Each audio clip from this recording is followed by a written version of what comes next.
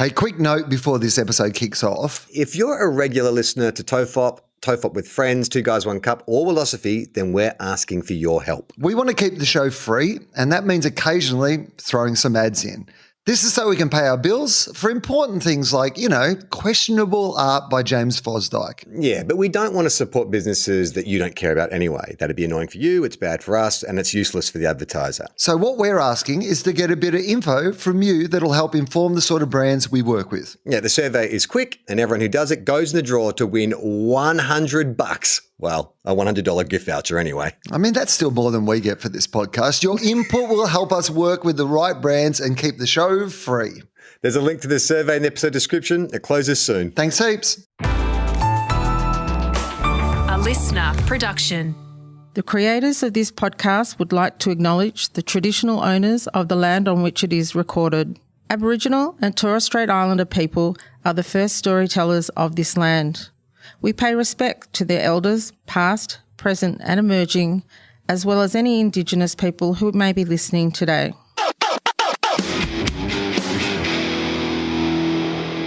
I can't remember how we start. It's like I'm the passenger. Hello and welcome to TOFOP with Friends. We're back in the video store for the first time in a long time. It's me, Charlie Clausen, and I'm joined by the maestro of the movies, the Pharaoh of the flicks, the Sultan of the cinema. It is Guy Davis. Welcome back. Charlie, it's a pleasure to be back in the video store. And look, I think we were initially stuttering a little bit as we started. We were like, it's been a while since we spoke. How do we actually begin this? But then you got right into the alliteration and the Apollo Creed style nicknames. I felt my heart swell like 3 sizes, just like the Grinch. Oh, did you feel your heart swell like Apollo Creed when he got punched in the head by by Dolph Lundgren? I was going to say, what's his character's name? Dolph Lundgren was by Drago. Ivan Drago. I mean, how could I forget the name? I mean, Dolph Lundgren and Ivan Drago. No need to come up with the character name. Like you could have called the character Dolph Lundgren, and it has the same kind of weight. Pretty much, yeah. Have you watched that documentary on Stallone on Netflix? No, I saw you tweeting about it. You thought it was a bit sanitized. Is that right?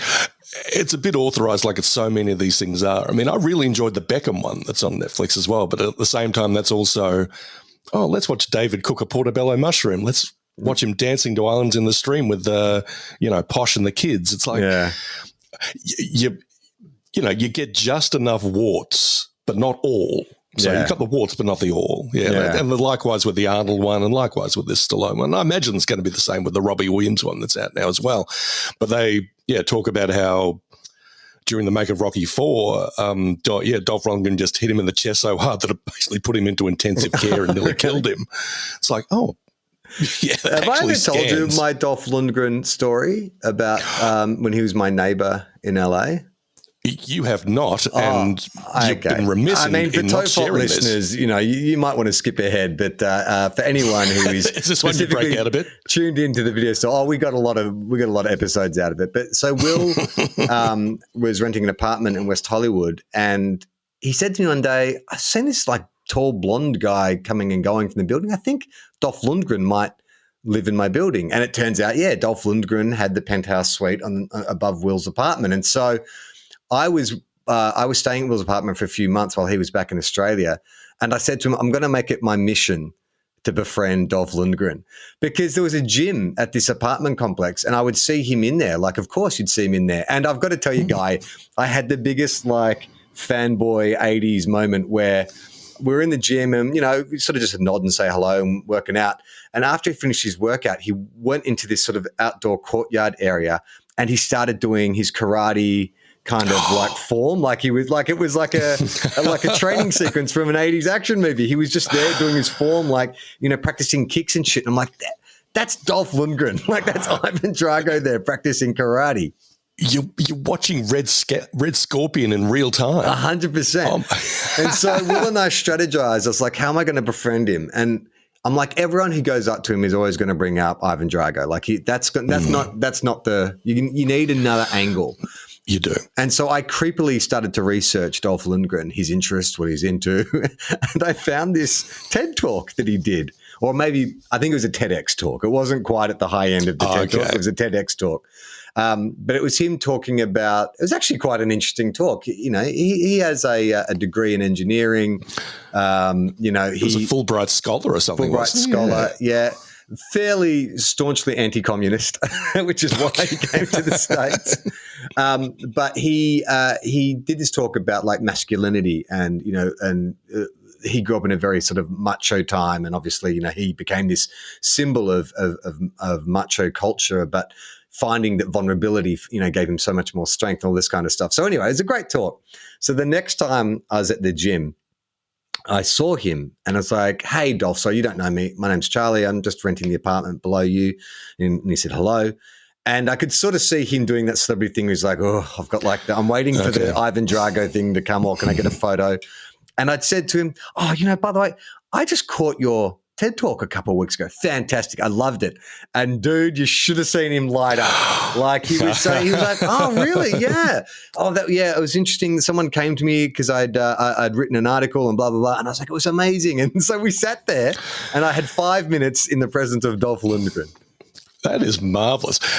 What would be the in for you in that case, Charlie? I mean, because, when people come to you and say, I don't know. liked you on Getaway. Yeah. I mean, or should people bring up Canal Road? Or I don't know. I mean, because I do a podcast, people pretty much get an insight into a lot of my personality. I don't know that there is any one thing that would bring you closer to me. Maybe if you got a real niche, like if you listen to The Video Store, for instance, and, you know, I brought up, you know, films that I love. You know, like Die Hard with a Vengeance. If someone came up to me and said, you know what, I actually think Die Hard with a Vengeance is almost as good as Die Hard, then you got my attention because I'm all right. Okay, let continue. What would get to you? What would someone have to say to you to sort of like warm the cockles of your heart? How would you immediately warm to a stranger? Oh, gosh, if they I think they said, oh, well, you look like an elder Bruce Willis as opposed to an elder Paul Giamatti. So you just want compliments. I do, essentially. I want my ego stroked all the time. Well, let's get into today's topic. This is once again, I rely on Guy to come up with all the best topics for the Video Store. I'll let you explain it because it has been inspired by another movie podcast, I believe. A little bit, yeah. But I mean, I was thinking about life as a film buff or film nerd or whatever sort of term we go by these days, and how if it's sort of not intrinsic to your personality, but part of your identity that you're into movies or into popular culture, but particularly movies, people will sort of say, oh, well, what's your favorite movie? Particularly, you know, if you've worked as a reviewer or if you've worked in the industry like you have, it'll be like, oh, what's your favorite? I mean, what do you really enjoy? And I think for a period of time, you also feel a compulsion to rank. Like I know when I was a younger nerd, I was like, well, I need to be prepared for this answer. So I would start categorizing and ranking films in terms of like all-time favorites, then by genre and all that kind of stuff. It's funny you mentioned this because about maybe 10 years ago when I was still reviewing movies for the Geelong Advertiser here in my hometown, I got commissioned to write this big sort of weekend fold-out. This is when newspapers were actually viable in terms of like we can do special supplements. It's like, we'd like you to do your 100 best movies. And I'm like, well, that's too much of an ask, but I can break it down into like categories. I can do top 10s in various things, and I can give you my top 10 overall. And I swear to God, it was one of the hardest asks ever. But, you know, breaking it down that way was kind of good. But then when it was like, okay, these are my actual top 10, it's like, well, I want to be true to myself, but at the same time, I don't want to be too much of a normie, but at the same time, too much of a niche film nerd. Yeah. So you've got to just strike the right balance. It's an impossible question to answer, though, because I think that it's like art. You know, it's so subjective, and depending on, you know, what you feel like watching, where you were in your life when you saw that film, like how often have you had an experience where you've loved something and then gone back to it? Like I had a rude awakening I used to rave about Hot Tub Time Machine. I was like, that was one of the most enjoyable, fun, loose, freewheeling comedies of recent memory. And I watched it again like 6 months ago. I'm like, wow, this is... like there's so much shit that would not fly today. Like it's really like a lot of it's dated really badly, but it's also I don't know what headspace I was in when Hot Tub Time Machine tickled my fancy, but things have changed. I think the thing is, when you watch Hot Tub Time Machine, the first time you go, this is actually a bit better and a bit deeper than I expected a movie called Hot Tub Time Machine to be. Yeah. And then you get a few more miles on the meter where you get a little more distance from it. You go, actually, this is pretty much what a movie called Hot Tub Time Machine is like. Exactly. I suppose it's not Hot Tub Time Machine's fault. It's my fault. I built it up too much.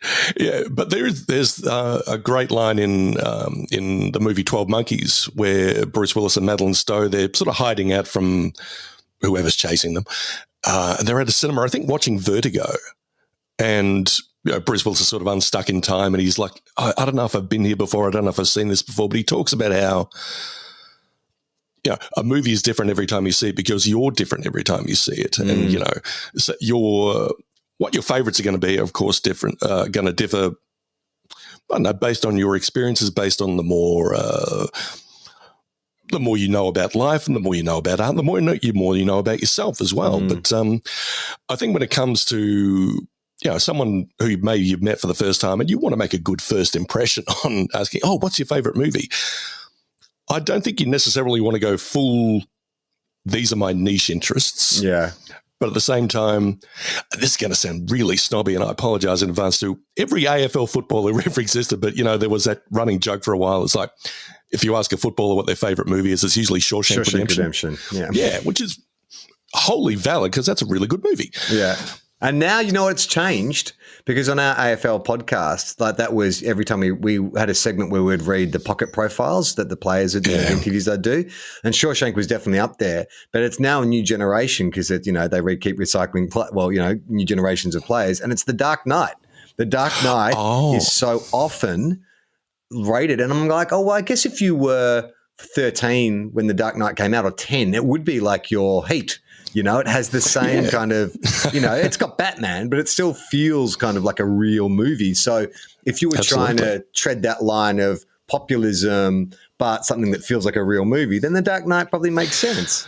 Yeah, but if you sort of priding yourself as a bit of a film aficionado, then you've got to thread the needle pretty carefully. It's like, okay, well, I want something that's not too esoteric, but it shows that I've got taste.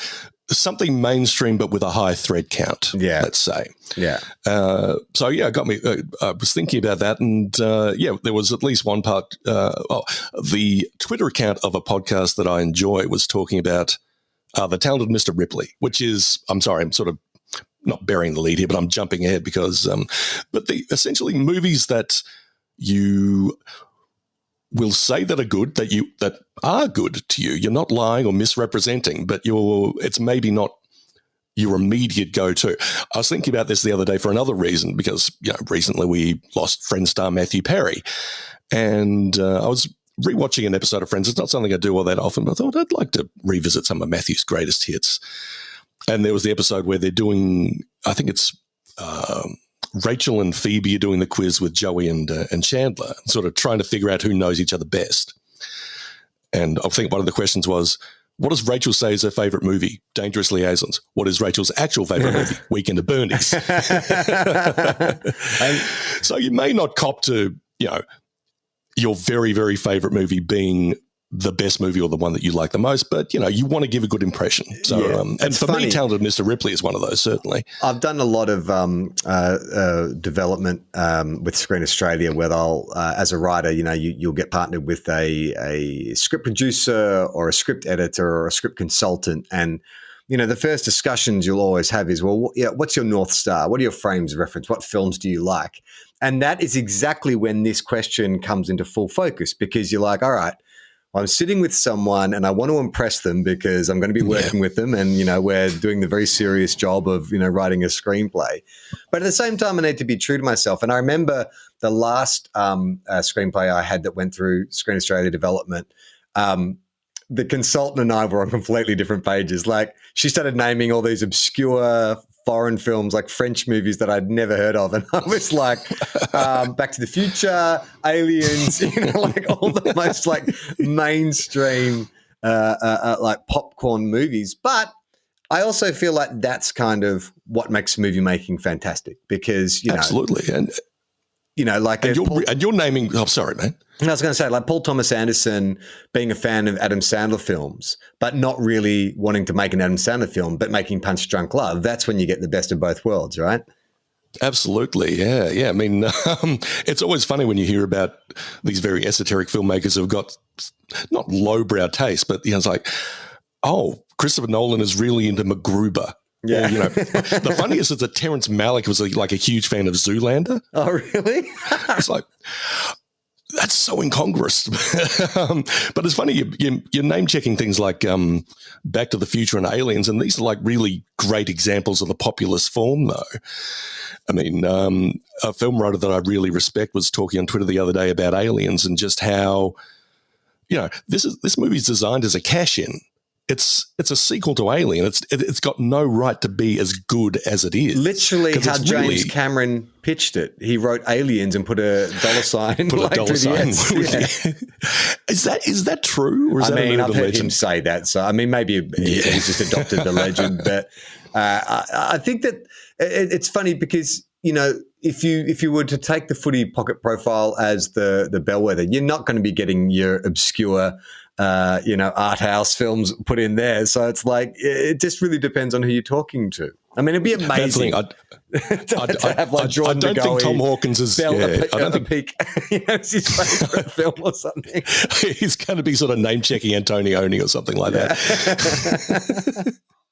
Well, let's get into it. So the way we've decided to break it up is we've brought in 2 nominations each. 2 nominations for our normie mainstream and 2 nominations for our niche film nerd cred bro films. I've let the cat out of the bag. So I'll start with my first normie, which is Back to the Future, and I'll get into that because that was the film that I brought up with this script consultant, and she had never seen Back to the Future, and my jaw hit the floor. Now, here's what I love about Back to the Future. Obviously, like you say to anyone, time travel movie, it is normally the first film that comes to mind. Like, it is pretty much defined a genre. Like, it's the high benchmark that all other time travels aspire to.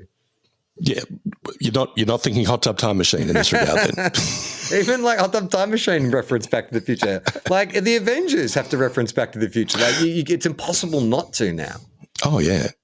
I think it's either that or the Terminator that when you're talking about time travel. But yeah, I think Back to the Future is the one that really centers it as a concept and has its own, I guess, rules and philosophy about the nature of time travel. I'm sure I've said this in the past when we've talked about movies, but the great thing about Looper is that, the minute anyone starts to talk about the paradoxes, the paradoxes and all that, it's like, we're not going to talk about this at all. We'll be here all day making diagrams with straws. We're not doing it. Yeah, that's right. It's like, okay, just, make your own rules and abide by your own logic. Yeah, and that's what Back to the Future does. Sorry, man, I'm interrupting your... No, that's fine. No, it's sort of Back to the Future, like there was that heyday of, the sort of early 80s when Spielberg and Zemeckis were just the absolute like pinnacle of their crowd-pleasing powers, and the magic that is in that film like permeates every frame. And it's actually like a pretty flawless screenplay.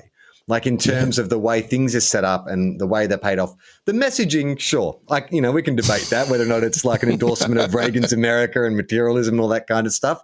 But just that simple fact of like, the hero's journey and a guy starting with nothing, having to go through this like life lesson and learn more about his parents in order to kind of, bring home the elixir at the end. And I know it's a good film because I've seen it 100 times. But every time George punches out Biff, I get a little rush of adrenaline. Like, it is just cinema magic. You can't help but love that film. Absolutely, yeah.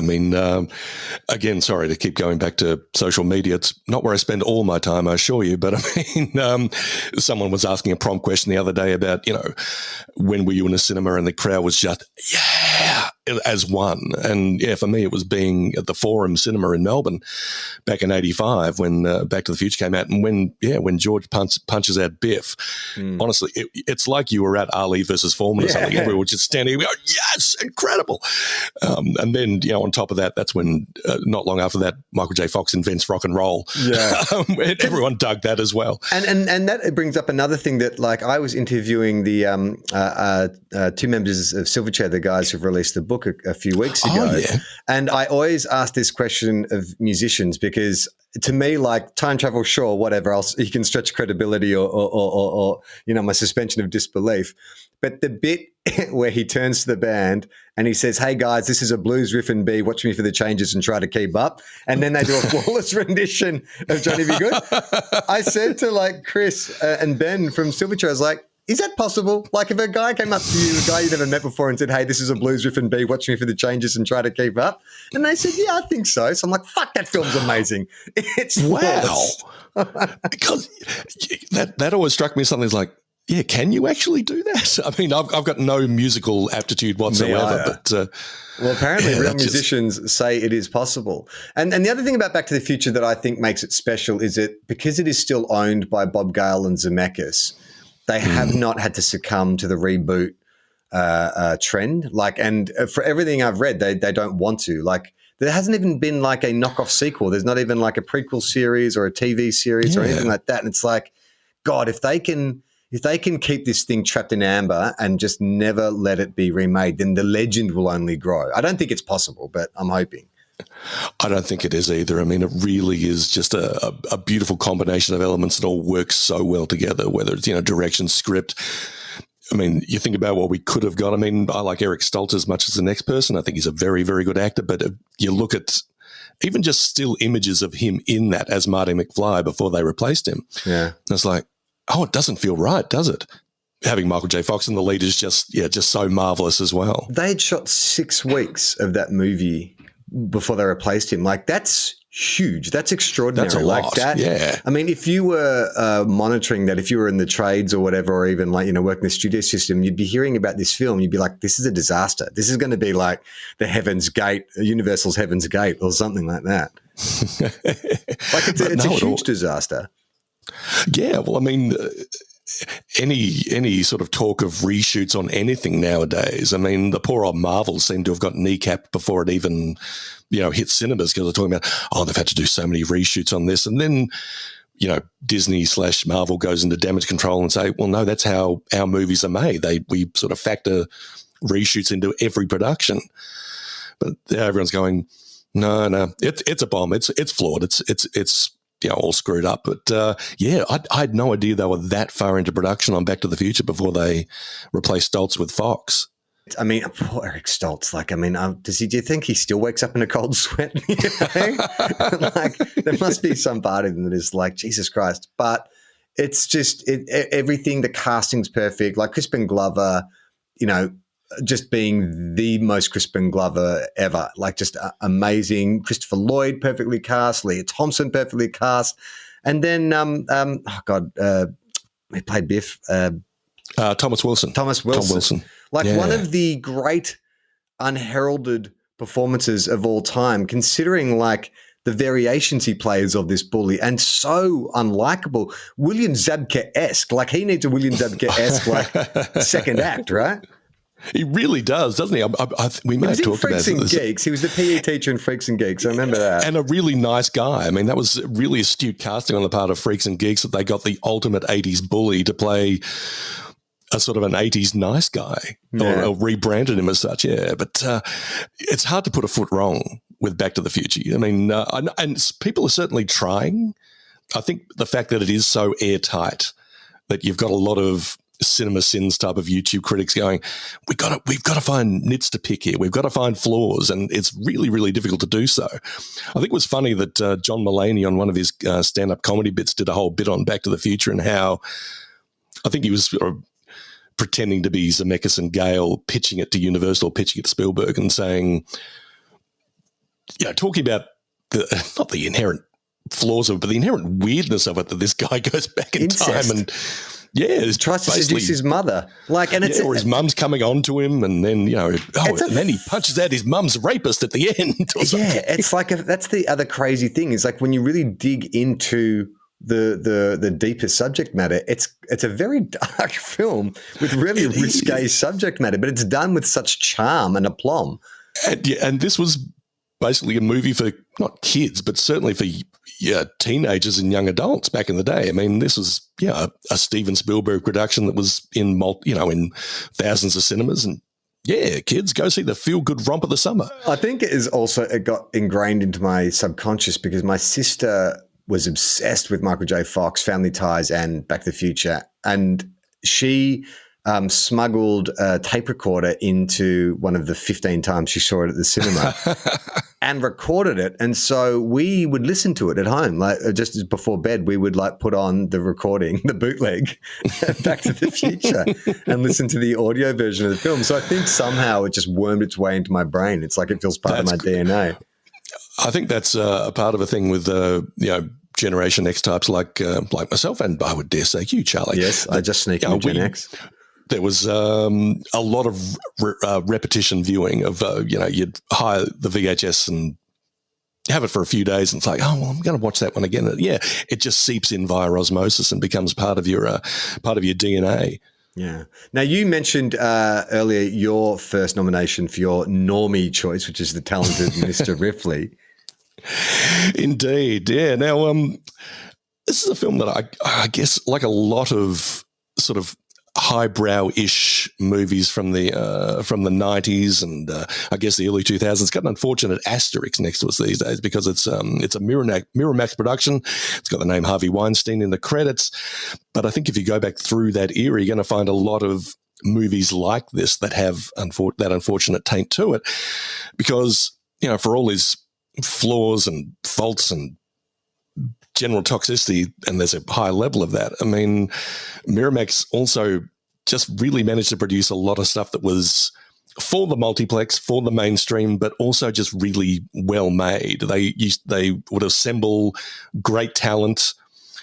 They'd have their fingerprints all over it, but essentially it's like, we're getting the best of the best here, and we're going to do it to win Oscars, do it to win acclaim, all that kind of stuff. But a lot of great stuff got put out into the cinematic universe as a result. And for mine, talented Mr. Ripley is like just an exemplar of the form. I mean, you look at the people who are involved in it on both sides of the camera, and it's really just this murderous row of terrific talent, either established or on the verge of like taking it to the next level. Yeah. I mean, if you know how every year they do honest movie posters, if this was an honest movie poster, it'd just be classy picture because that's what it reeks of, just class in every department.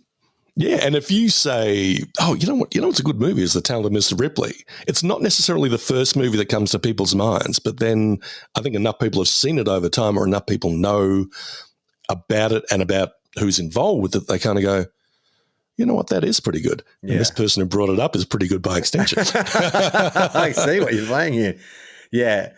And just so many great performances. Like, what a cast. Philip Seymour Hoffman, perhaps the greatest character entrance in cinema history. Like, he drives his car into the Trevi Fountain, just gets out, says he wants to have sex with every woman he sees. And it's just this complete ugly American vulgarian in beautiful, tasteful post-war Italy. Tommy. He's peeping Tommy. Where you would stop the peeping Tommy.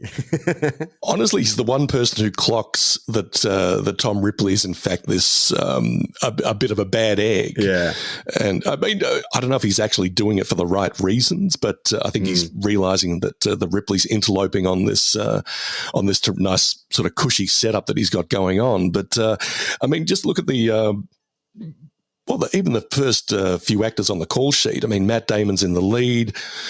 It's Jude Law's essentially breakout role, and I mean, I keep sort of restating my heterosexuality, but you look at Jude Law in this and just go, oh my God. No man has ever looked better in a movie than Jude Law in this film. Like that's the character, right? Like, he's meant to be very much so, the most like charismatic, attractive man, and they've just cast it perfectly. And he's He is beautiful. There's no other word he for it. He really is, yeah. It's funny. I mean, there was an adaptation of Patricia Highsmith's novel, The Tale of Mr. Ripley, made in Europe, made in the 50s, I think, called Purple Noon. And it stars the other most, beautiful man to ever step on screen, Alain Delon. And it's like, okay, what is it about these Ripley stories that just attract hot dudes? But you've got Jude Law, you've got Gwyneth Paltrow, who's kind of in the midst of her, real golden moment. Cate Blanchett, not making her debut, but of course, I forgot about that. Yeah, I think she's actually not above the title. She might be the first name below the title. Of course, Hoffman, who's just so incredible in it. Jack Davenport, who I think is a really good, really underrated English actor. And then you've got these other terrific sort of veteran guys, like the late, great Philip Baker Hall's in there. And a guy I really like named James Rebhorn. Yeah, plays Dickie's dad, right? He does, yeah. And I mean, he had a really good late 90s because he had a great role in this, and he's really good in David Fincher's The Game as well. I mean, he's just a very average-looking gentleman. I don't mean that as a slight, but he's kind of like... I think, he's a character actor. He's got that face. Yeah, he's a real everyman. Something. Yeah, but occasionally it's like, we're going to give you a little bit to do here. Take it and run with it. And he'll just imbue these characters with a bit of inner life. And I find that really interesting. But that's across the board in Tale of Mr. Ripley. And then, of course, behind the camera, you've got Anthony Minghella, who, I don't know, that's a guy I miss almost every day. And I mean, I don't know how well he'd be functioning in, 2020s Hollywood. But, what superhero franchise would he have been in order to keep working? I mean, the kinds of films he made, they just don't make anymore. Like he's just, or they make them as 6-part miniseries for HBO Max or Netflix. Yeah. And, I mean, that's not necessarily a bad thing. I mean, a lot of people are talking about, they don't make them like they used to. They sort of do, but the delivery system has changed. Yeah. That's a good point. Yeah. But no, Tale of Mr. Ripley is one that's like, you bang on when you say if it's the poster just says classy movie. Yeah. Even the poster has that sort of burnished glow to it. It kind of looks the whole film high feels end. golden, doesn't it? Like there's like it really does. Jude Law's tan, the locations, everything just feels golden, perfectly golden brown. But again, I mean, like Back to the Future. And I think this may be the first time that Back to the Future and the Tale of Mr. Ripley have ever been compared and contrasted. It's a pretty bleak and dark and kind of nasty movie in a lot of ways, in terms of just the emotional damage and the physical damage that people can wreak upon one another. I mean, you're dealing with some very, damaged individuals in this movie. And I think Minghella he's not too afraid to delve into that. Yeah. But at the same time, he's walked a very fine line and made it quite a palatable movie that deals with some fairly unpalatable stuff. And I think the violence, like when Dickie, spoilers, if you haven't seen it, but when Dickie's killed on the boat, like it's such a shocking death. Like you just don't know that Tom is capable of this. He seems like such a bullied, put upon nerd. And then, doesn't his face separate? Like there's a slice of an oar, and like it separates his face from the rest of his head. It's pretty fucking gross. It's like, the ultimate crime. You fucked up Jude Law's beautiful face. How dare you? You monster, Tom Ripley. All right, my other Normie pick, and I don't know if this actually is probably a Normie pick. It's not mainstream like Back to the Future, but I think I wanted to bring up a Richard Linklater film, and I love Richard Linklater, and there's a lot that I was going to say School of Rock, and then I'm like, I feel like that's too similar in terms of crowd pleasing to the Back to the Future. And then I was like, well, Boyhood was like sort of Oscar recognized, and I really like Boyhood, but maybe that's more niche. And then I settled on the film that I come back to the most, which is Dazed and Confused. I just love this film. If you haven't seen it, it's set in 1976, a group of kids in Texas. In typical Linklater fashion, it has a fairly languid pace as you sort of drift around between these different groups. Like you got your freshmen, you got your seniors, and all their stories interact as all leading towards this one big kind of end of school party. But Linklater, I mean, God, talk about an eye for casting. Like, just take a look at the talent that is in this film. Parker Posey, Ben Affleck, Joey Lauren Adams, Adam Goldberg. Like, it's just a who's who. Is Cole Hauser in it as well? Cole Hauser's in this. Cole Hauser. And it just reeks of authenticity. And I say that as someone who didn't grow up in Texas in the late 70s. But everything about it just feels so authentic. And I think what makes it feel so authentic is that a lot of the characters, like Ben Affleck in particular, are so cruel. But even like the senior girls, like the initiation they put the freshmen through in the first, 10 minutes, it's like, this is fucking horrible. But it's done with no judgment. It's done in that very Linklater observational kind of way. Very much so. I'm glad you mentioned Parker Posey straight up because, honestly, the most terrifying character in the film, or dare I say any film. Yeah. I mean, just this, it's like she could take on all of the mean girls in Mean Girls and just reduce them to ash. Yeah. But at the same time, utterly appealing or utterly kind of like captivating. It's like, I would, do anything for you to look my way just even for a moment. But you would then tear me to shreds. I think one of the great things too about Dazed and Confused, and it's great that you named it in your Normie picks, is that it's kind of almost got art film bona fides. I mean, it wasn't a hit. That's when it was first released and was sort of regarded as a bit of a flop. And, as time has gone by, it's been, reclaimed and so many people have watched it. It's in the Criterion Collection. And, which is also a great movie. Yeah. I mean, Everybody Wants Some's a fantastic film. But it's also got that thing where, as you mentioned about the casting, enough of its ensemble are now household names that you kind of say, this was Matthew McConaughey's first movie. Yeah. And it gives you a bit of an in to it. It's like, if you want to recommend it to someone, it's like, it's got Ben Affleck and it's got Parker Posey and all these people that you may recognize. Hey, that's Renee Zellweger then there for a second. And people go, oh, wow, really? So you get to maintain your sort of Mila film Jovovich. nerd.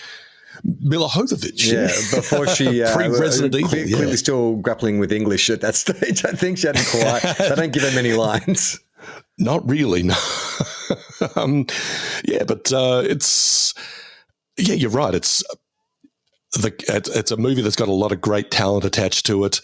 That anyone can put it on and relate to it. I mean, as you said, you don't have to grow up in Texas in the 70s. It's so relatable. It's got that Breakfast Club energy where it's like, what social group do you most identify with? Because you'll get at least, 5 to 10 minutes with that group and you'll be able to identify. You'll be part of the party as well. Like obviously the characters I identify with most of the nerds, which is the, Adam Goldberg, Giovanni Ribisi's sister. I forget her name. Marisa Ribisi. And is it Anthony Rapp? Anthony Rapp, because they're the kind of the guys who feel a bit too cool and above it all, but I still want to be part of the crowd, but have the sense of humor and cynicism as a self-defense mechanism. But the other great thing is that Linklater really taps into is he recognizes how all these groups do interact. Yeah. It's never, as it is in a lot of American teen movies like that. We all know that social strata system exists, but it's also very, very fluid. It's never just nerds hang with nerds and jocks hang with jocks. It's like, no, you're all in the same ecosystem, and occasionally your paths are going to cross, and they're not even going to cross in a hostile way. I mean, I think McConaughey, he tries to pick up Marisa Ribisi. So but that's what I was going to say. Why'd you ditch those two nerds and come to the party? That is such a perfect moment because it really encapsulates all those insecurities you have as a teenage guy. When a good-looking, confident dude like a McConaughey comes in and charms the pants off a girl and then walks off, and your response is to go, oh, what a creep, what a weirdo. But what you really know is, oh, my God, I wish I was like that. I wish I had half his confidence. I love that, it cuts to Marisa Ribisi fixing her hair in the mirror. It's like, I thought he was kind of cool. Yeah. So I mean, the specificity of it is very much Linklater's lived experience growing up in Texas in the 70s, but the universality of it belongs to all of us. I mean, that whole late teen, early adult, figuring out where you fit in the world, figuring out where you stand, what your values are, what you're going to believe in, and what you're going to represent. Yeah, I mean, that's true for everybody. Yeah, and it's funny too because there's also a moment in it which I mean, there's so many moments that feel so authentic, but it's when they actually end up at the party, you know, the big blowout or whatever in the woods. And Adam Goldberg bumps that. Is it not William Catt? What's his name? That actor's name? Nicky Catt. Nicky Catt. And Nicky Catt is this scary kind of tough guy who wants to fight him. Mm-hmm. And we've all had that incident where you've accidentally bumped a guy or whatever, and suddenly someone has decided they want to hurt you, and you go through this thing of like, why me? What did I do? And then his decision to go, well, I've got to just stand up for myself because everyone's laughing at me. And it's like, now this will be easy. Look, these things always blow over. We'll just get into a scrap. Nobody likes a fight straight away. And so he goes in, and no one pulls them apart. It's such a brilliant moment of comedy where it's like he's such a nerd. He's thought through it, and then nothing that he thinks is going to happen pans out. Oh, the saddest thing though at the end though, I mean, it is eventually broken up, but he's, really copped a few terrible hits and, just been embarrassed in front of everybody. But, he's just trying so hard to say to his friend, it didn't look that bad, did I? I mean, I got one or two in, didn't I? I mean, it wasn't like I got my ass kicked and everyone's like, no. It was a fight. It was a legitimate fight. Yeah. It really wasn't. It's so good. Yeah. All right, what's your second Normie pick? My second Normie pick, we're going all the way back to 1989, I believe. And the guy who made this, well, I can't, he's not doing too badly because he ended up scripting most of the Harry Potter movies. So I imagine he's, sleeping on a pile of money surrounded by many beautiful ladies now. But there's a guy named Steve Kloves or Steve Kloves. I'm not sure of the exact pronunciation, but he's only written and directed 2 or 3 movies. But his debut was a movie called The Fabulous Baker Boys. And again, I hate to sound terribly nostalgic and piney for yesteryear when I say, oh, they don't make them like this anymore. But this would really be, I mean, this was not a big budget movie, but it had I think it was made for something like maybe $9 or $10 million back in 89 or whatever, released by a relatively major studio, had names in it. And I think these days we're kind of like, no, we can't make this for any more than 3. Or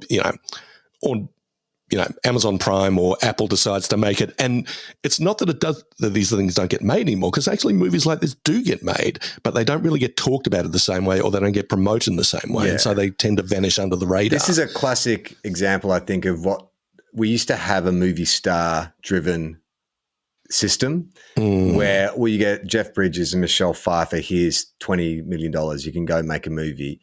Nowadays, it's like, well, you need either 100 million and you need Margot Robbie or, Ryan Reynolds or Blair, something like that. Whereas back then it was like, no, people are coming to see Michelle Pfeiffer or they're coming to see Jeff. No offense, Bo. I'm sure there was I'm sure you had your own draw. There's a reason your third name on the call sheet, Bo. But I think, come see Jeff Bridges and Michelle Pfeiffer be sexy. And that was a selling point. But now that doesn't exist anymore because it's either got to be an existing property, a superhero, horror, something like that. Whereas, we used to love movie stars back in the day. And my God, Michelle Pfeiffer, we've talked about Batman Returns on this show before, but she had a period, like a 5-year run where it's just like, oh my God, she's just in the zone.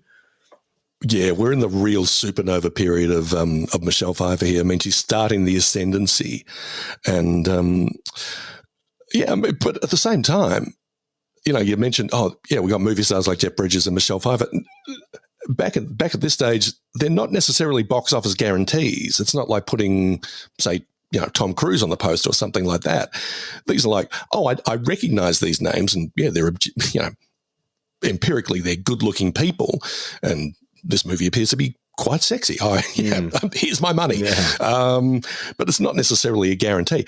Now, having said all this, I'm about to contradict my own argument because, go back a few years and you've got Ryan Gosling and Emma Stone in La La Land, which is, it's not the same as Fabulous Baker Boys, although I think, you could draw a bit of a through line between the two of them.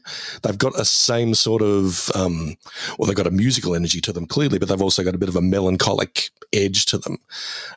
So it's, not that these movies don't exist, but they need to be nurtured a lot more in order to break out and become sort of more of the, get more in the public eye. But the gist of the Fabulous Baker Boys is you have the titular Baker Boys. That's Jack and Frank. They're these brothers who are playing every piano bar in every 3-star hotel where is it set? I want to say Chicago, but I think it's doesn't say where.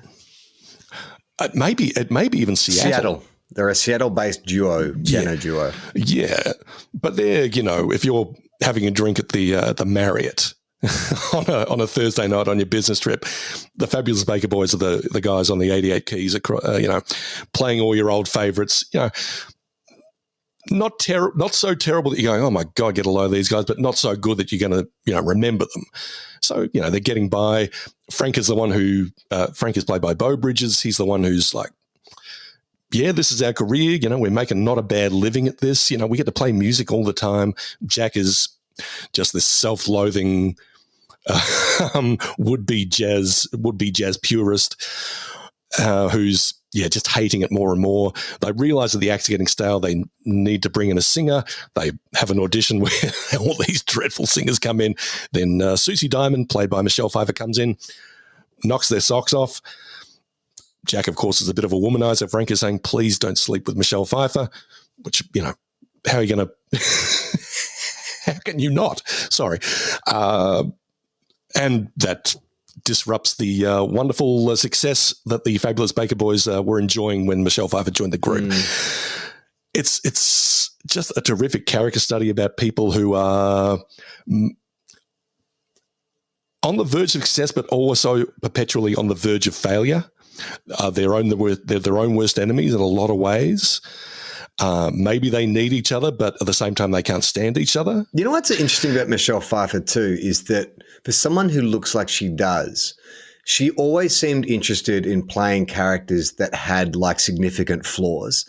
Like she never really played like, princesses or, people who are beyond reproach. They're always kind of damaged or there was some kind of issue or they had low self-esteem, even if they looked like she does. Like she was always very interested in characters that had a bit of complexity to them. Very much the case, yeah. I mean, I think she first really caught most people's attention with Scarface, didn't she, back in 83 or so? And even then, I mean... so you're going to rule out Grease too, just like that? So many people are trying to reclaim Grease too. I don't know if I can get on that bandwagon just yet. Well, if we're reclaiming Michelle Pfeiffer, we've got to reclaim Maxwell Caulfield. I don't know if I can go that far yet. But yeah, I mean, Elvira in Scarface is clearly this messed up person who's just ended up, sucked into the orbit of Tony Montana. And I mean, well, even like Suki so many of her roles, Witches of Eastwick, just can't stop getting pregnant. Like that's right. It's got all these kids to different men. You know what I mean? Like, she's interesting actor. Yeah, she's never playing the golden girl or anything like that. There's always a bit of tarnish on there. Yeah, and for someone who looks like Michelle Pfeiffer does, it would be kind of easy to just play glamorous people. And no, she always tended to go for something with a bit of smear on it, which I think is just marvelous. And she's so wonderful in this, and shows terrific singing chops as well. I mean, it's kind of, I hate to use the overused term iconic, but, she's writhing around in the red dress on top of the piano singing Making Whoopee while Jeff Bridges is playing the piano. And it's kind of like, that's awakening a lot of feelings in a lot of people. But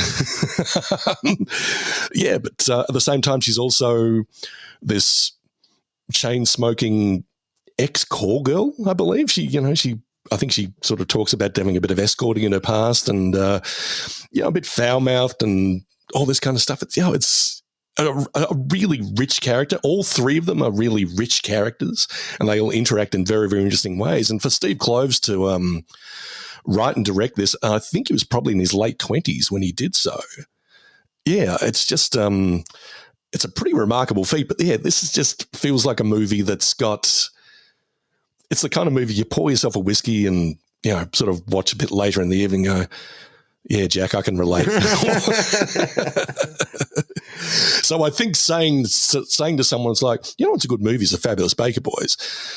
Again, they'll kind of look at this person's got hitherto unsuspected depth. Yeah, that's good. It's good because it's enough. It's people know it. They know it. They know the red dress scene at least to know it. Yes. But then it's sort of still niche enough that it's like, oh, this man's intriguing. I like the way this guy reads into text. he seeks deeper meaning within mainstream fare.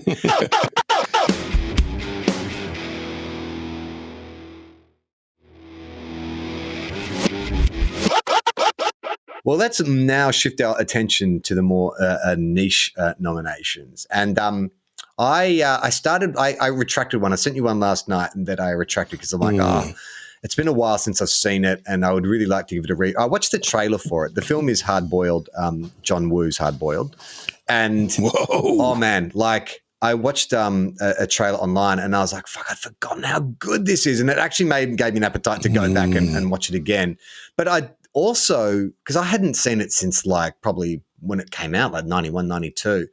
And my God, like so many imitators since. Like Michael Bay's entire directing style looks like it's come straight from this. That epic kind of just like wild camera moves with intense choreography and explosions and sparks and neon lighting and stuff. Like it's just beautiful, like peak John Woo. Yeah. And, you got Chow Yun-fat just being like, the Clint Eastwood of Asia, Tony Leung being slick and sophisticated. Like it's got so much going on. But we're not talking about that because I didn't get a chance to review it properly. And damn. What I remembered was a film that I'd rented but hadn't got around to watching, which was a film that not only I love, but I know amongst my filmmaking friends, this is held up as one of the greatest kind of filmmaking documentaries of all time, and that is American Movie. Now, if you haven't seen American Movie, like it's about this guy Mark, was it Borchardt, who is a 30 years old, lives at home with his mother in Milwaukee. But has this dream, and that dream is to make his horror film Northwestern. And so the film starts with you see him sort of, bringing together all his mates and these actors he's brought together, but they can't get the funds together to make this feature film. So instead, he goes back to this unfinished 35-minute short horror film. Now, there's some debate around this. It's either Coven or Coven. I think it's Coven if it has an umlaut, but it's Coven is the way it should be pronounced. I don't want it to rhyme with oven. And this is a perfect example of if you have the right subject for a documentary, then half your work's done, because it's not just Mark, but it is the supporting characters, his uncle Bill, his best mate Mike Schenk, who R.I.P. Mike Schenk. I think he passed away a couple of months ago. Rest in peace, Mike Schenk. But is one of the most endearing, adorable people ever put on film. I remember Glendon Ivan, who directed The Lost Flowers of Alice Hart and a bunch of other Aussie films. This is his favorite film of all time, and I remember him, when this film came out, him saying to me, I've written to the studio because I want to get a copy of Mike's album. And sure enough, about 3 months later in the mail, Mike Schenk's album, Songs I Like.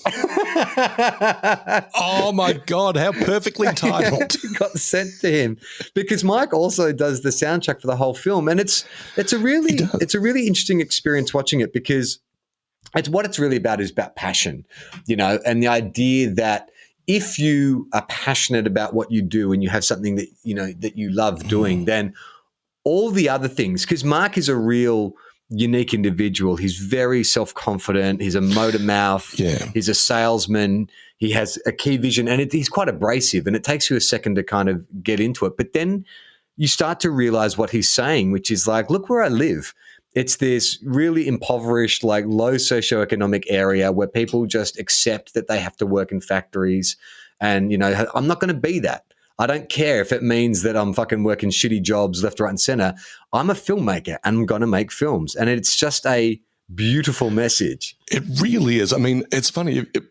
I think, people like you and I, Charlie, and I imagine a lot of people listening to this podcast are like, will watch documentaries about filmmakers, but essentially we're always watching documentaries about filmmakers who have made it. This is the other side of Clerks.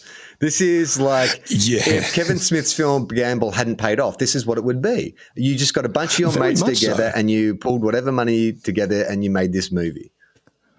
Yeah, and here's a guy who can clearly talk the talk and I think even to some degree walk the walk because, I mean, he's been working since. I double-checked last night. He's actually done quite a bit since.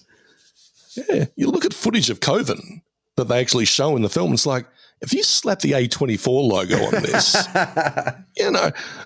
and said it's a bold new vision from an uncompromising underground filmmaker, you might go, I'll hand them my money because it's. I mean, I think they show you just enough of Coven to make you think Mark might have something, but then maybe he doesn't. Who knows?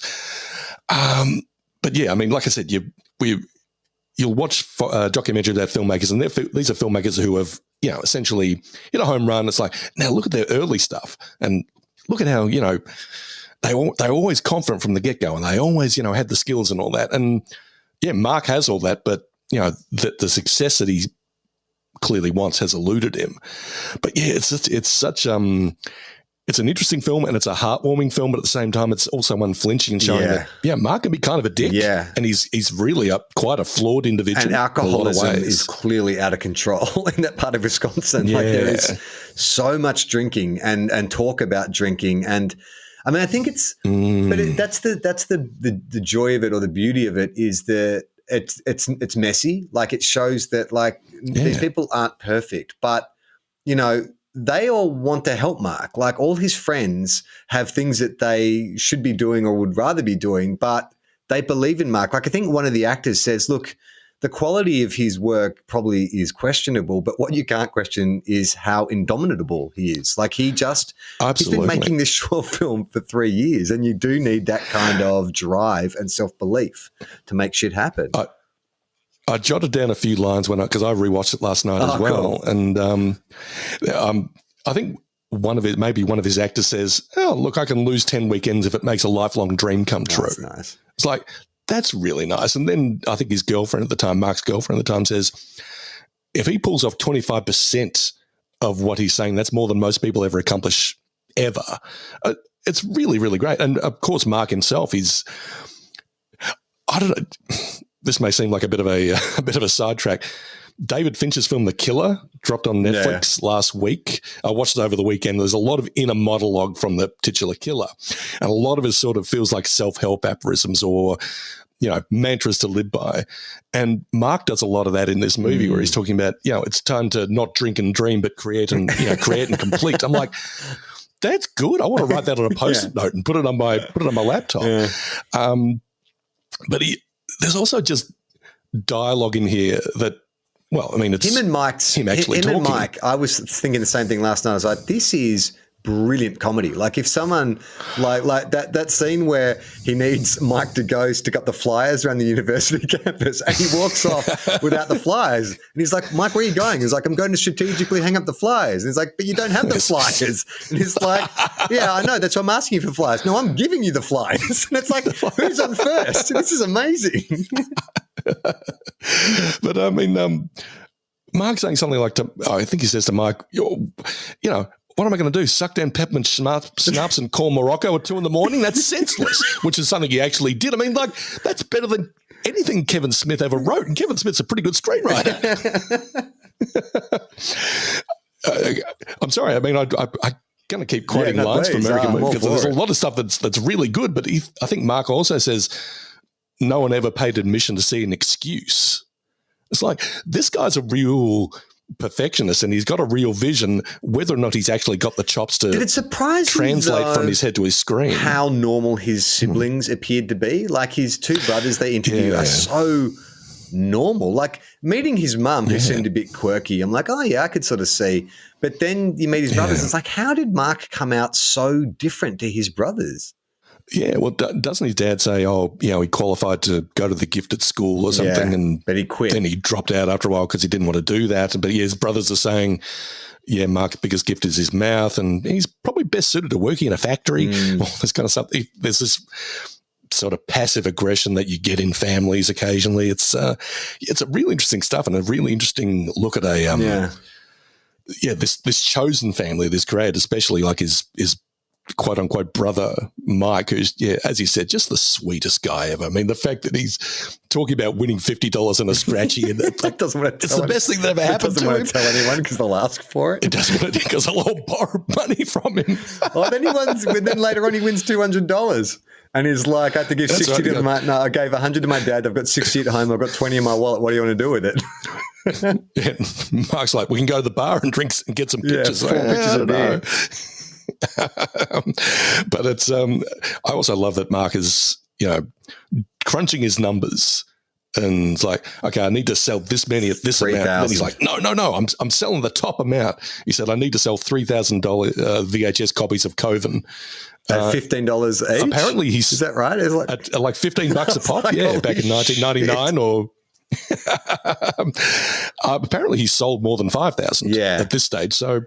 Well done, Mark. Yeah, it's one of the best filmmaking documentaries you can watch. It's actually, I think, a good companion piece would be to watch Overnight, the Troy Duffy one, because you just get Troy Duffy is such an unlikable, obnoxious fucking asshole, and you watch him. It's a riches to rags story, whereas this one is such a more heartwarming, let's put on a show kind of a documentary. Yeah, American Movies is rags to rags, but the rags are kind of comfortable. They'll keep you warm on a cold Minnesota night. It's all right. It's okay. Hey, Jesus told me so. There's something to live for. Oh my God, Uncle Bill with his $300K fortune living in a trailer. What is it? He's in a caravan or a trailer or something. Yeah. But we're gonna have to go again, Bill. I can hear your dentures clacking. A fantastic movie, maybe not one you would necessarily show on a first date or something like that, but it's one that like I'm really into movies, and I think this is a great insight into low budget movie making and the dreams that creative people have. Maybe don't lead with it, but I don't know, 3 or 4 dates down the line, it's like, this is a movie I really like. And I think if you were ever a nerd who would peruse the horror section of a video store and, getting into Romero and all that kind of stuff, like you get where Mark's coming from. You get his references, you get who he wants to be, all of that stuff. So I think that's part of that's why so many film people love it is they were all Mark at one point. They were just someone who just loved these films and bought all the books and just wanted to be a filmmaker. I love that. Yeah, in the opening shot, you're sort of panning up through his bookshelves, and he's basically got all the holy text there. He's got the Jedi library. Yeah, exactly. All right, what's your first niche? My first niche is by the great demented Canadian David Cronenberg. He's semi-reputable these days. I think, they had the great line in Chinatown, I'm old, politicians, whores and ugly buildings get reputable if they stick around long enough. And David Cronenberg has been making movies for goodness knows how long. He's generally regarded as the king of body horror, but he's also regarded as like a bit of an elder statesman these days. An occasional actor still pops up in things here and there. Loves a B-grade horror role from time to time. He really showed up in Jason X. That's right. He's like Nightbreed. He's actually pretty good at it. He's got this lovely sort of calm but twisted demeanor about him. Yeah, that suits those things so well, and that comes through in the movies that he makes. And one of them that's really good is, I believe this is from around 1982 or so. It's called Videodrome. Now, it's a movie that's got some very deep, potent ideas about the culture that we consume, what it does to us, what we sort of put back into the world as a result of consuming this, what you're willing to sell in order to make a buck. It's full of interesting stuff, but it's also a movie where a TV basically turns into a giant mouth that consumes James Woods' head whole, or where a gun sort of melds itself to his hand and it shoots bullets that instantly give you cancer. I mean, these are not necessarily things that you're like, you meet someone who you're trying to maybe impress or at least make a good first impression on. Say, what's pretty good is that Videodrome by David Cronenberg, and they do a little bit of research and then they never call you again.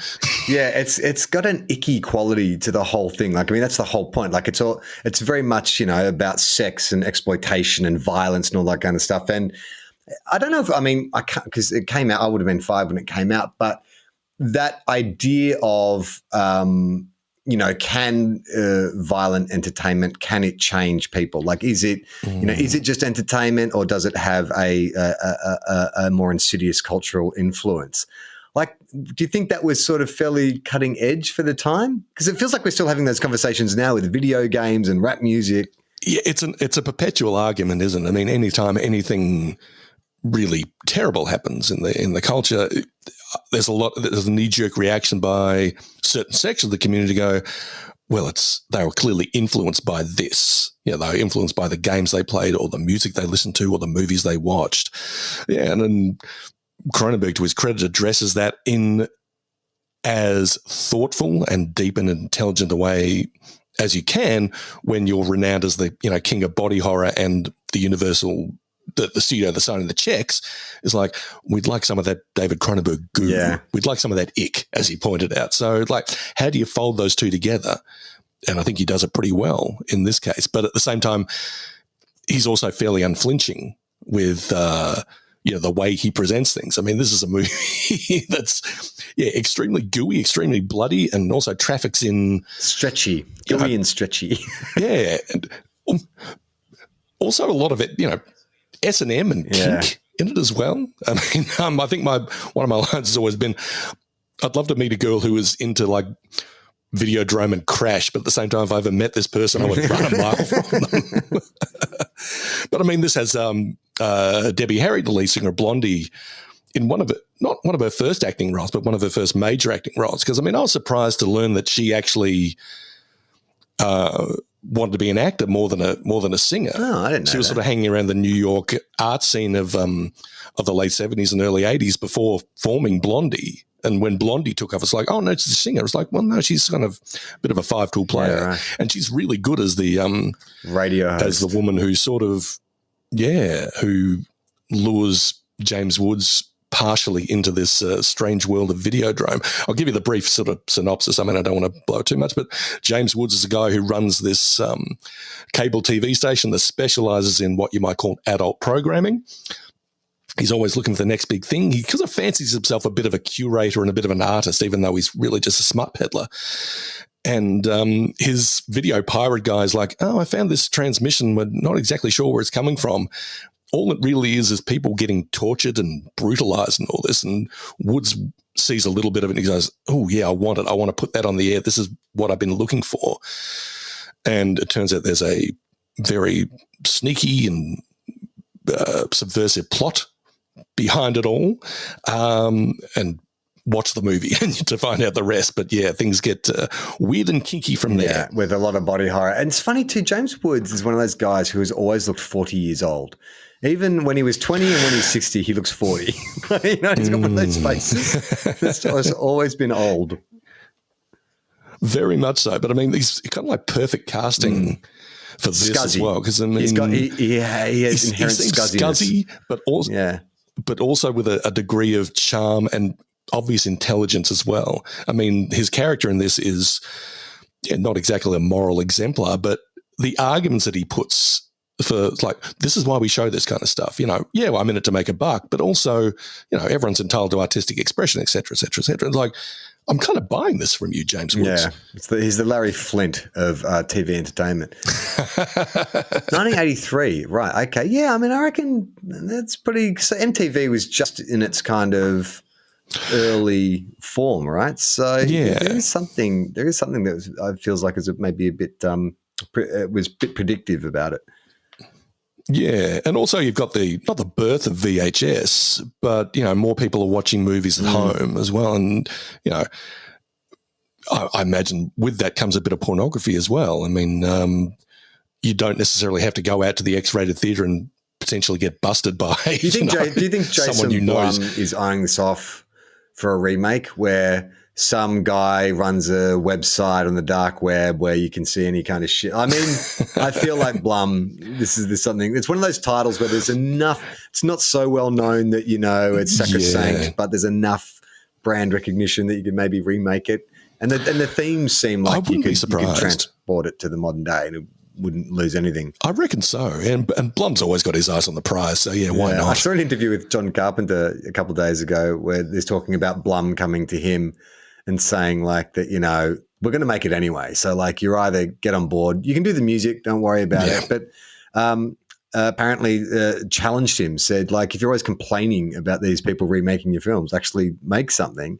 And then he was like, but it wasn't until he put the check in my hand. I was like, okay, sure. I'll care once you pay me. I kind of love John Carpenter's late career. Well, not even late career. I think he's kind of been this way all the way through, but particularly him steering into the grumpy old man thing about like, all I want to do is just smoke make pot, music, play video games and watch basketball. If they want to remake one of my movies, that's fine. They hand me a check. It's great. Yeah, that's what he said, I think, was like, what are your favorite films? What are your favorite remakes? He's gone, the ones where they give me money and I don't have to do anything. Now, whether Cronenberg feels that way, I'm not sure. I mean, I don't know if there have been too many remakes of his stuff. Apparently, they're doing like a TV series of Scanners, which I think is a really good idea. And so the problem with remaking Cronenberg, a bit like the remake of The Thing, is like Cronenberg is so tied into body horror, and it's that very visceral that you just don't get from CGI unless they would allowed the person to remake to go practical. Then I think it's sort of a bit of a moot point.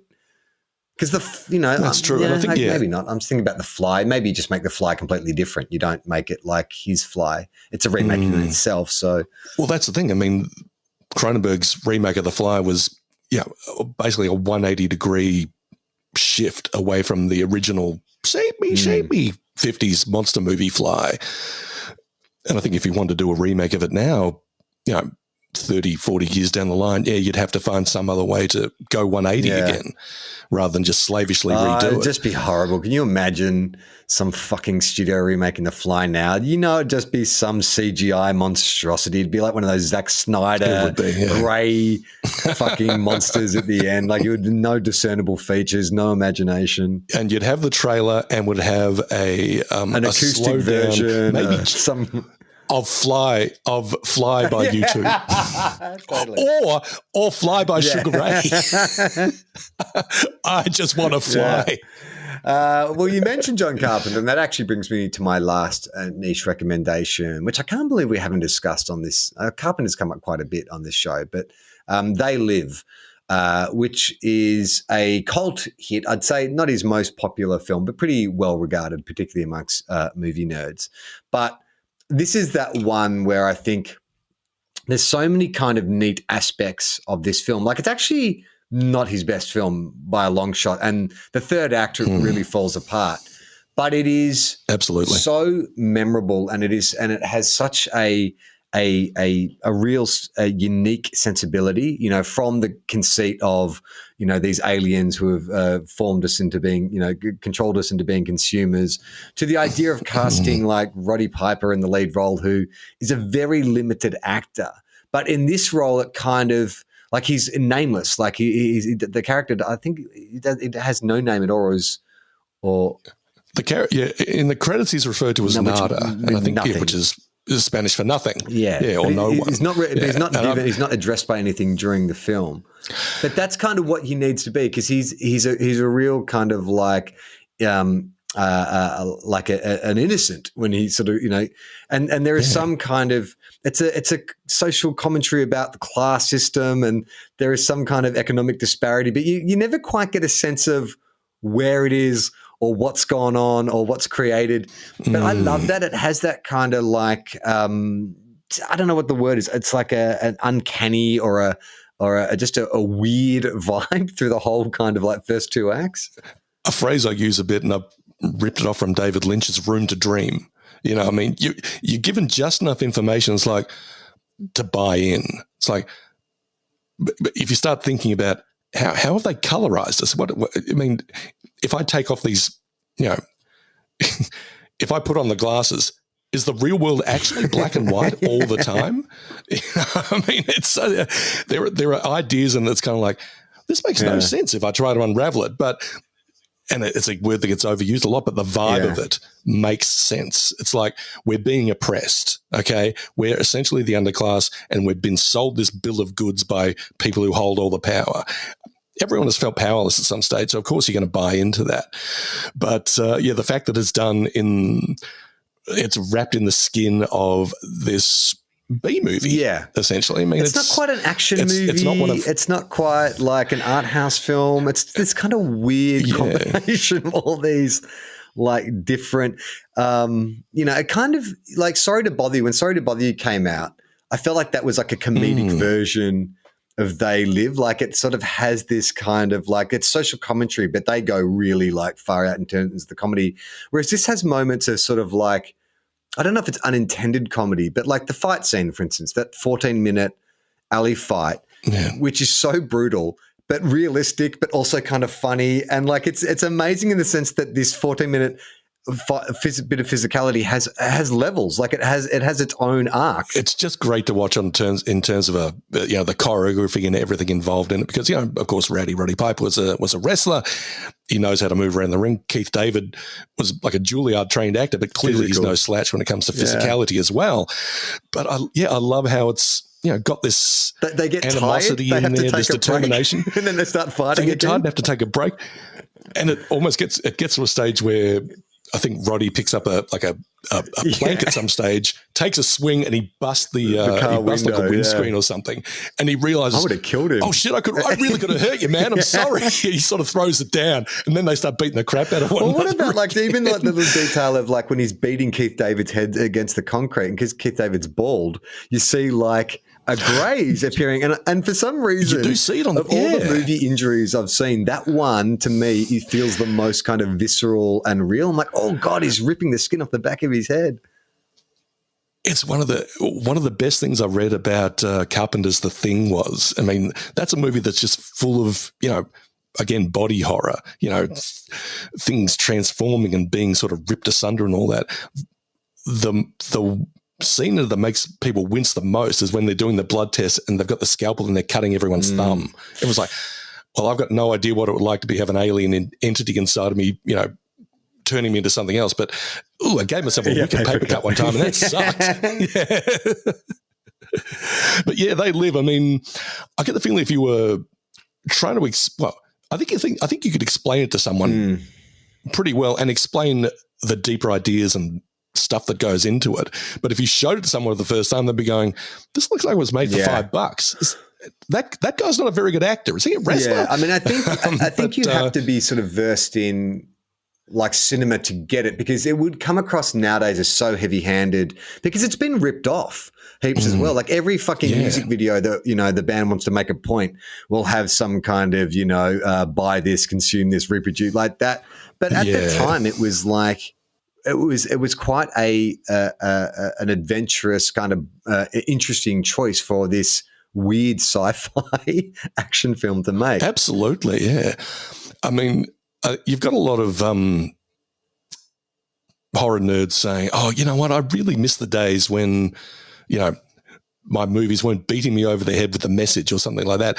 And it's weird because They Live is really beating you over the head with the message, but it doesn't sort of feel like that. I mean.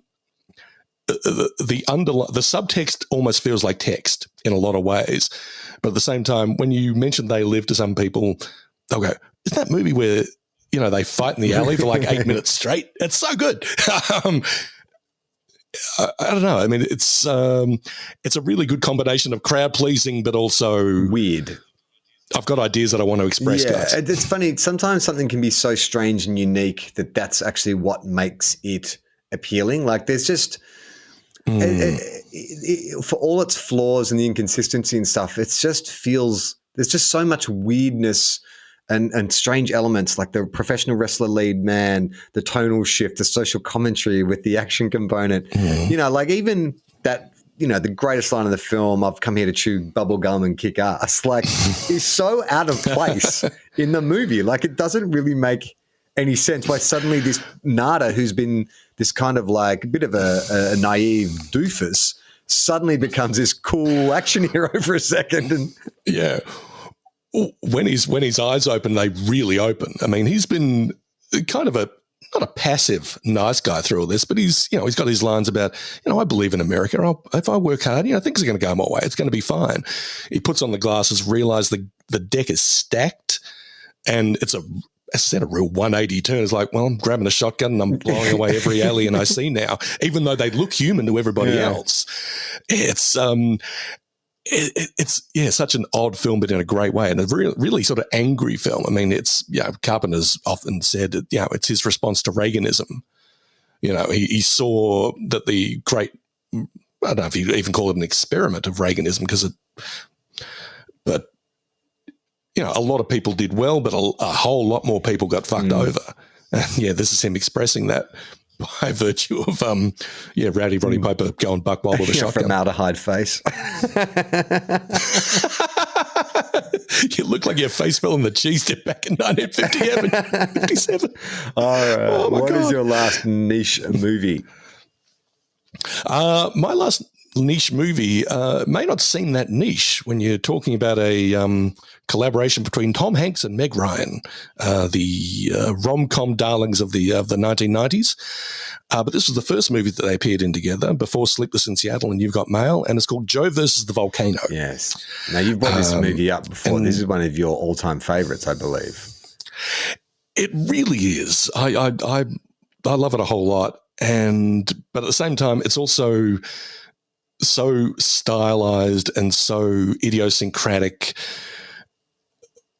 that it's not one that you would sort of hesitate to recommend, but it's like, I'm recommending this, but with disclaimers. I mean, this is not going to be Sleepless in Seattle going, and you should know that this is kind of a fairy tale about a guy who has been sleepwalking through his life. He's a hypochondriac, and he's finally given a diagnosis like, oh, you actually have an incurable disease that's going to kill you. It's not going to hurt, but one day you're just going to blank out. And then he's given this odd offer by a billionaire who says, I need someone to be a human sacrifice on an island in the South Pacific. I need you to jump into a volcano so I can then exploit the natives of this island and take their minerals. And he's like, I'll give you all this money. You can live like a king for the last few weeks of your life. You can travel on a boat to this island in the South Pacific, but then you got to jump into a volcano. And Tom Hanks is like, I got nothing to live for. Fine, I'll do it. But along the way, he sort of rediscovers his zest for living because Meg Ryan is the captain of the boat. They fall in love, but he's like, I've got to be brave. I made this commitment to jump into the volcano, but I love you, but I got to jump into the volcano. It's about, without risk of sounding too new agey, becoming who you are, becoming your own hero. And it's done in such a lovely way, but also a very quirky way. It's like, I mean, I showed this to my girlfriend, I don't know, I think we'd been going out for maybe 3 months, and I thought, this is the... we've got a bottle of wine. I'm going to hit it with the double whammy of like... I'll warm her up with talented Mr. Ripley, and then we'll get into Joe versus the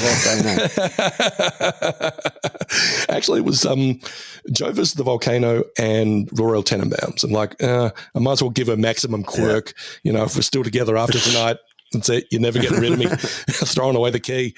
And it worked.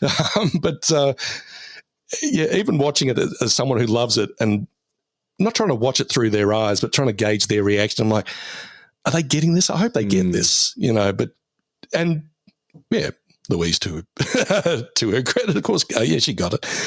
I don't know. It's it's just a movie that I really funny, enjoy. Because I've read a lot of articles about where are the comedies these days? Like what happened to kind of like cinematic comedies? It seems to be like you have to. Deadpool is considered a comedy, and I'm like, what really? But you don't get.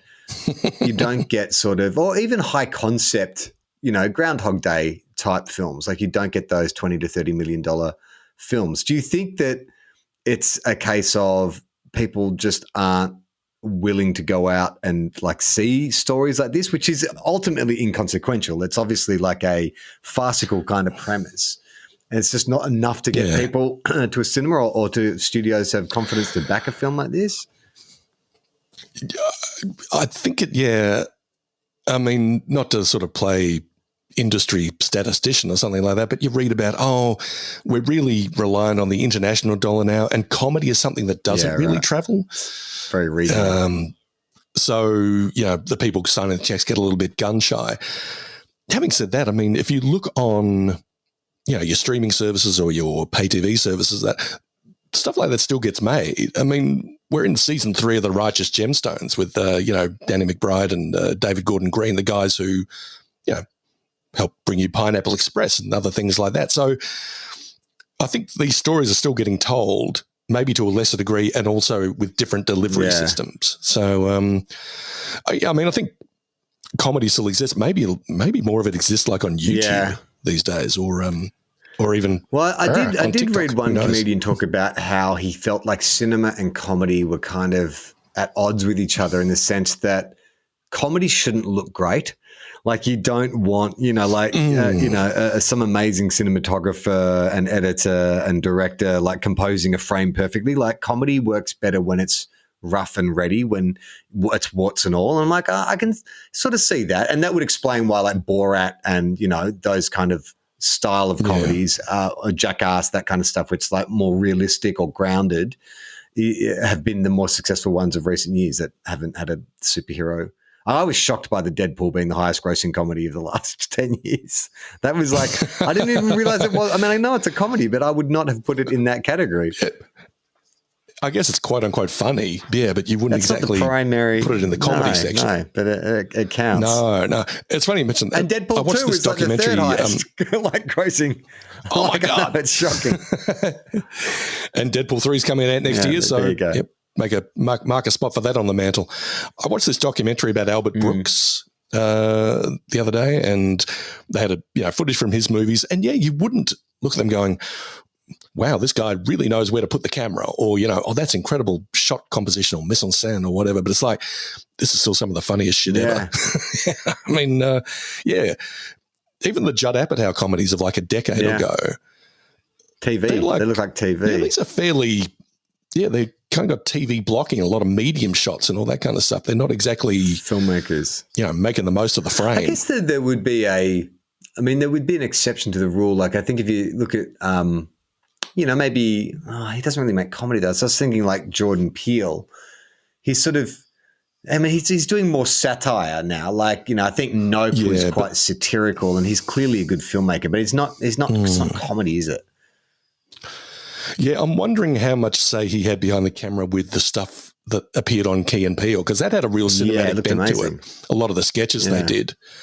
There's the great one that Peele did where he's playing like baby Forrest Whitaker. Have you ever seen that one? I haven't seen that.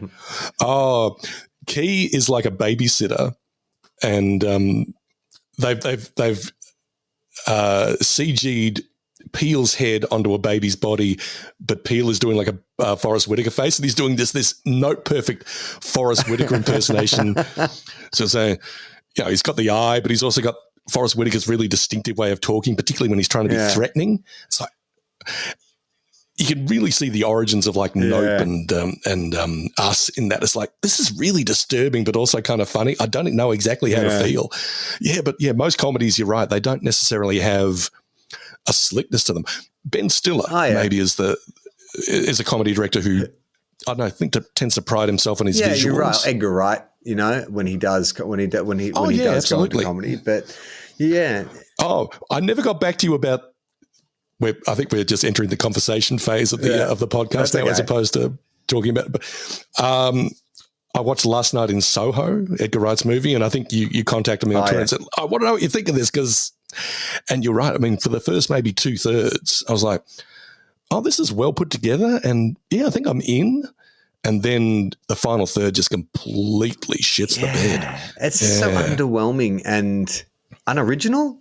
Like I sort of feel like he's so like Tarantino wears his influences on his sleeves, but then you feel like he puts a new spin on it. Whereas I think Edgar Wright just wears his influences on his sleeves, and that's about it. Well, he's a fantastic technician. I mean, I don't think Baby Driver works completely, but there's moments of choreography in that are just brilliant.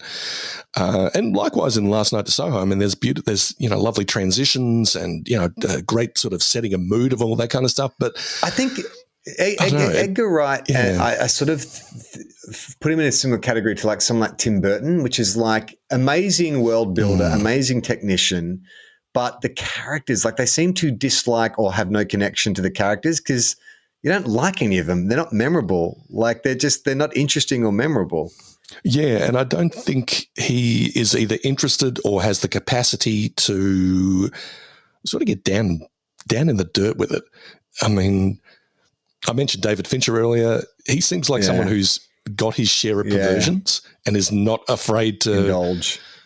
Sort of make those manifest on screen, or, old school guys like Paul Verhoeven or Brian De Palma. It's like, these guys are dyed-in-the-wool perverts.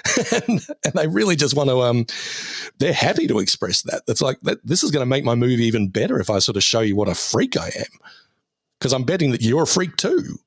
To bring it full circle, when Mike Shank, when it was announced that he'd passed away, I saw Edgar Wright wrote a very touching tribute to Mike Shank in American Movie. He said that he and Simon Pegg saw that film like a number of times and even wrote a way to get their own copy of Coven sent to them. I'm never going to get that right. I'm still not exactly sure what the correct pronunciation is.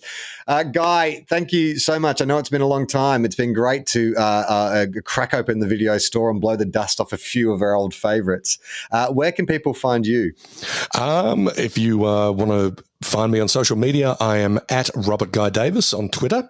If you are looking for a podcast that does not have Charlie Clausen involved in it, feel free to listen to something on the Four Finger Discount Network, where me and my co-host Brendan Dando will talk about what The Simpsons is our flagship show, but we also talk about South Park, Seinfeld, Futurama, King of the Hill, do the odd movie review. Are you guys going to a daily podcast? Did I read that right? Did I read something online that you guys are doing daily shows now? It almost feels that way. I mean, I only appear on a few of them, but Dando, my co-host, he has a few other sort of side hustles and side projects. So there's pretty much something for almost every day. Four Finger Discount. There'll be a link in the episode description. Guy, thank you so much for coming back on.